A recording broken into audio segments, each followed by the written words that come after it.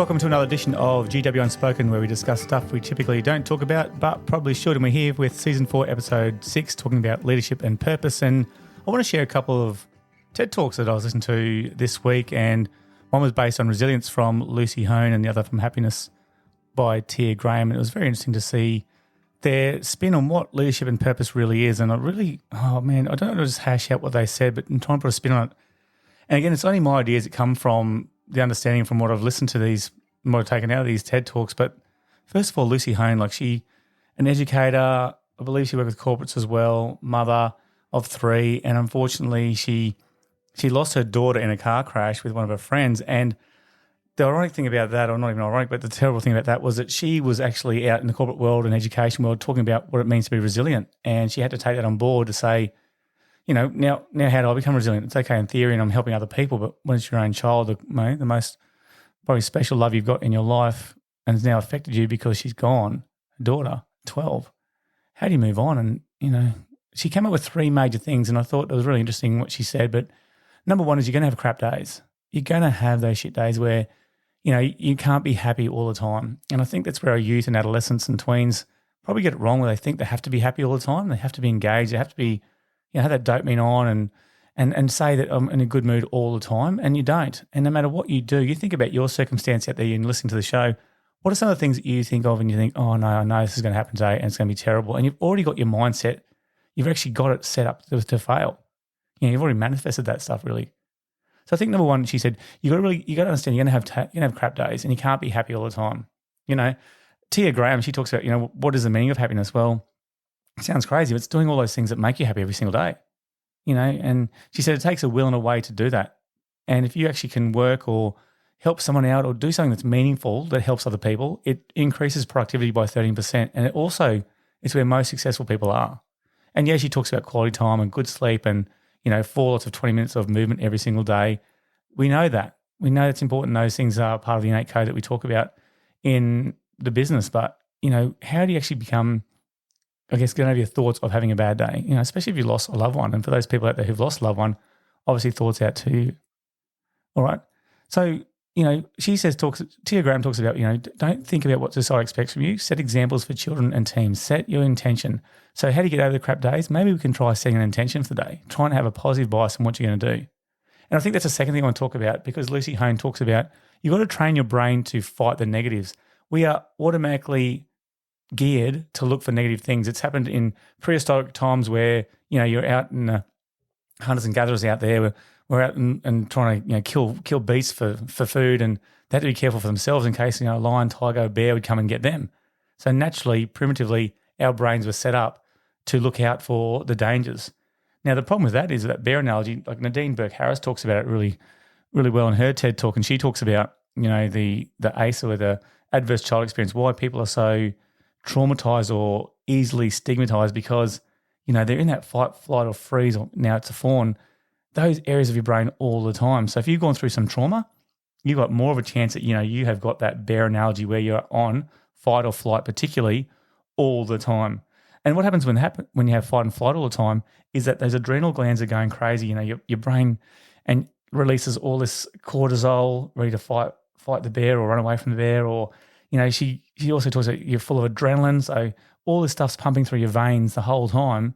And it just makes that traumatic brain on high alert the whole time, So, and she's actually proven that, things like heart disease and lung cancer has happened from people who don't even smoke or don't even drink or, don't leave a sedentary lifestyle. It's because they're fully traumatized the whole time and they're heightened, and it doesn't have to be like we talk about the bear in the woods. It's not about that. It's about if you come home to trauma every single day, if you come home to, unfortunately, if there's violence in your family, or if you come home and people are yelling at you, or, you don't feel like you are safe in any environment, then that's going to affect your fight, flight, or freeze response all the time. Adrenal's going to be pumping.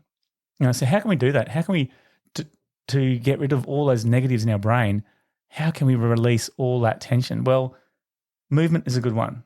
Being mindful. People say, well, that's meditation. It's really, voodoo stuff. It's not. It could be just taking 3 or 4 really large breaths. Getting out in nature, walking out in nature. If you're walking the dogs, or even just walking outside and noticing the smells. It can just be making you present at that time and help you relax that brain. Also getting off that technology. We know that technology actually ramps up our brains. It actually makes those neural pathways fire. So if you can't relax and get off technology and your brain's switched on all the time, chances are you're going to be on the whole time. Your brain's going to be looking for the next thing, and the next thing probably eventually will be negative, because a negative always attracts attention. So how can we train our brain to fight the negatives? Number one, be aware of it. Be aware that that's what our brain does. So if you see the negative, just saying, hang on. I guess our brain obviously looks for negatives anyway. And then try those things. Try and do some movement, and also get a lot of sleep. 7 to 9 hours sleep is the optimum if we can. The last thing that Lucy Hone talks about with her resilience talk was your thoughts about doing harmful and helpful thoughts. So when you do actually notice that you're having a bad time or a bad day and your brain's trying to fight the negatives, how do you get over that? Is the actions that you take, are they actually harmful or are they helpful?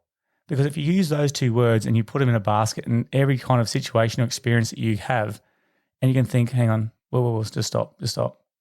What am I doing right now? Is it harmful to my brain? Because if it is, I need to stop this right now and change my environment, or change what I'm doing, change my experience so I can actually think of something that is actually helpful to me. Because when you're looking after your own self-help, then that way you can actually help others and you end up feeling better anyway. Easier said than done, I understand that, but try and categorize those things when you're trying to get through a bad time. I think the most exciting thing out of all the talks I spoke to, and definitely feel that for Lucy Hone about that and empathize with what she's been through, can only imagine what that would be like. But the biggest thing that Tia Graham said, that I love this: human connection is the number one predictor of happiness. How are your connections at the moment? How are the people in your life? Do you get along with them really well? Are you actually managing them? Are you putting in and being a nice leader within that family dynamic or that work environment? Are you being the one who's leading so you can have that nice human connection? Because that is the number one predictor of our happiness. And you know what? Happy leaders are going to get people who are going to follow them. And so if you're listening to this from a business point of view, or even if it's a family member, being happy, being purposeful, being the one who can connect people and really value people and listen to them especially, you're going to have those great authentic connections. And then that's where those great connections are going to build into perfect relationships. All right, here's a challenge. Here's a challenge for the journal. We are now up to episode 6, 2 more to go in leadership and purpose. Number 1, identify in a 24-hour period the negative and positive thoughts you have. Jot them down, end of the day, or as you experience them, if you get a chance, put them on your phone if you need to have your phone out, and put it in the notes section. In 24 hours in a day, what are the negative and positive thoughts you come across? How many do you have in the negative column? How many do you have in the positive column? Because they're saying that 4 or 5 positives cancel out 1 negative, and that's how biased our brain is. Can you identify them? Are you looking for positives or negatives? Number 2, list your helpful thoughts. We talked about harmful versus helpful. Write down a list of 3 to 5 things maybe that can help you think and concentrate and focus your brain on helpful things to get you through maybe some of those negative patterns that you might have. And third, last of all, here's a practical one. You can take your journal with you if you want, but you don't have to. This one is aim for 3 to 5 environmental and or mindful walks. Can you get outside this week for 3 to 5 times? 3 is just minimum. 5 is, pushing you up. I'm going to get 5, and maybe a bit like me and be competitive and say, I'm going to try it for 6 if someone said 5. Can you go 3 to 5 walks outside? Get outside. Even if it's raining, don't make an excuse. Get out in nature, go for a walk, and see how you feel afterwards. And even write that down in your journal. Just say, went for a walk, can't believe how it felt afterwards. It may be a way to change the mindset. Remember, happy people bring connections, and human connections is the best thing we can have when we're going to lead with purpose. Thank you for joining us for GW Unspoken for episode 6.